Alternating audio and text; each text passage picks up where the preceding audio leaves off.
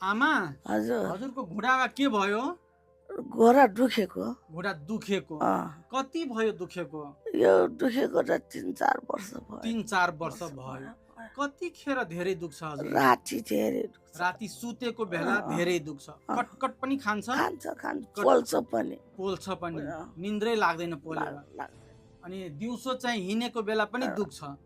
अलिअलि दुख्छ सहन सक्छ दिउँसो चाहिँ हिँडेको बेला अलि दुख्छ तर सहन सक्नुहुन्छ।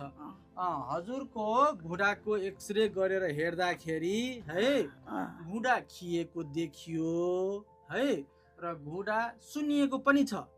घुँडा भित्रको वरिपरिको जुन झिल्ली हुन्छ त्यो सुन्निएको पनि छ है।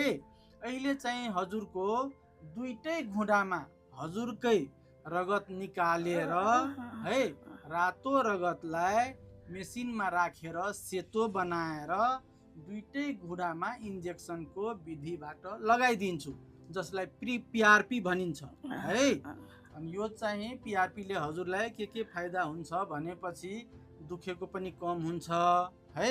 राति जुन कटकट खान्छ एकदमै पोल्छ दुख्छ त्यो पनि घटेर आउँछ हिँड्न पनि सजिलो हुन्छ है।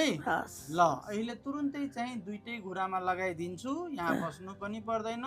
लगाइसकेपछि तुरुन्तै घर जान सक्नुहुन्छ है त।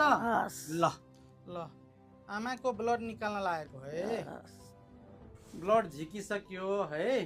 अब रातो रगतलाई सेतो बनाउनलाई मेसिनमा राख्न लागेको।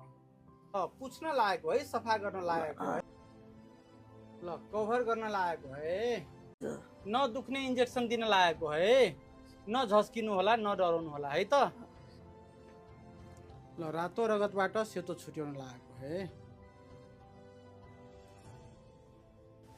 यो पिआरपी चाहिँ अब घुँडामा राख्न लागेको।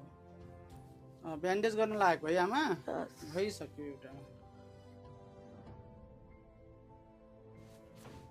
आमा दुईटै घुँडाको सक्यो है। अब ब्यान्डेज गर्न लागेको।